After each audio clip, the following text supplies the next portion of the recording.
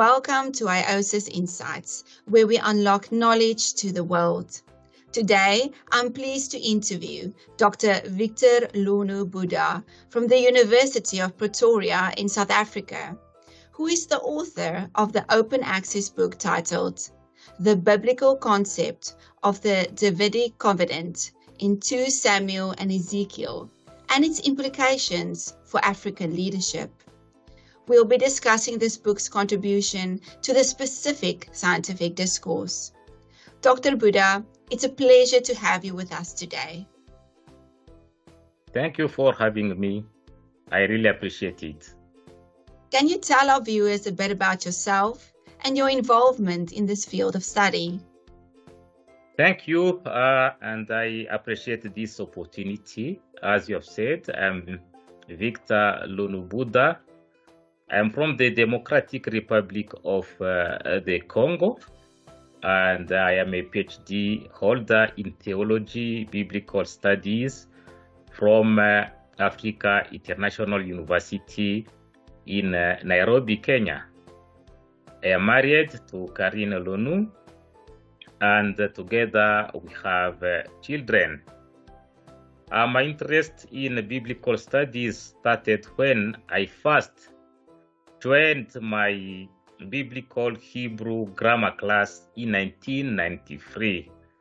I later became a biblical Hebrew lecturer, and my PhD dissertation is in this field of study. And the topic that I developed is an intertextual study of the Davidic Covenant, 2 Samuel 7, 1-16, Ezekiel 34, 33 to 31, and 37 from 15 to 28. So briefly, that's who I am. Thank you for that introduction. Now, let's talk about this book's contribution to the field. How does it contribute to the Davidic Covenant and the influence of 2 Samuel 7 on Ezekiel 34 and 37? And what impact do you hope it will have? Wow, great questions.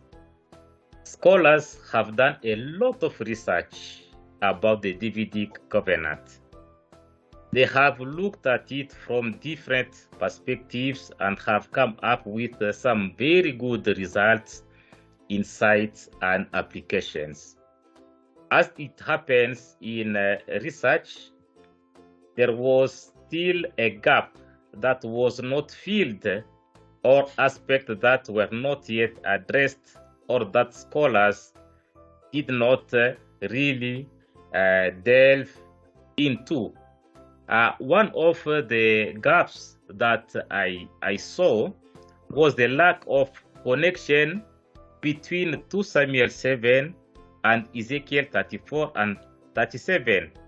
It is quite strange to find the name of David in the book of Ezekiel, while King David lived many centuries before the prophet Ezekiel. So the mention of David in Ezekiel attracted my attention. I assumed that if David is mentioned in Ezekiel, there must be an influence of a previous text on that of Ezekiel. So that's why I decided to search for that influence. In fact, I found that the text of 2 Samuel 7 greatly influenced the text of Ezekiel in 3 different areas. I found that there was a literary influence where identical words that appear in 2 Samuel 7 also appear in the text of Ezekiel where David is mentioned. 2, I saw that there was a theological influence. In the text of 2 Samuel 7, the text is theocentric, meaning that God is in the center of what is going on. And it's the same with the text of Ezekiel. where it's God who takes the initiative to restore his people. So the theological aspect in the text of 2 Samuel might have influenced the text of Ezekiel. And 3, it's about the conceptual influence. So there are concepts in the text of 2 Samuel 7 that have influenced the text of Ezekiel. The concepts that I identified are the concept of covenant, the concept of territory, the concept of rest and peace, the concept of leadership, and the concept of possession. Now, what impact will this book, the biblical concept of Davidic Covenant, in 2 Samuel and Ezekiel and its implications for African leadership will have? Well, at the scholarly level, this book will enlighten the opinion about the influence of the text of 2 Samuel 7 on that of Ezekiel, as I have mentioned in those 3 areas.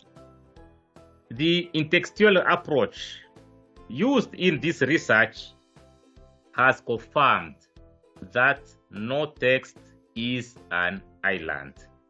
While it is obvious that 2 Samuel influenced Ezekiel, this book we are speaking about could remain without any impact on the African context.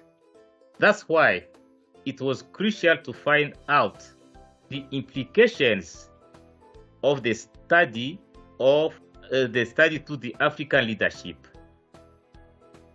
It's not an easy task to withdraw implications from research that has used an intertextual approach.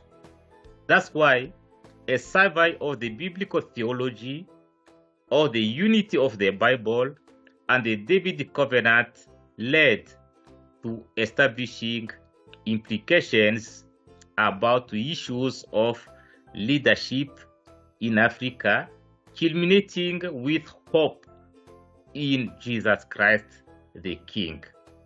Hence, this book will have an impact on the African leadership who will have the opportunity to read it. Let me finish by saying that successful leadership is one that is based on godly principles. Thank you.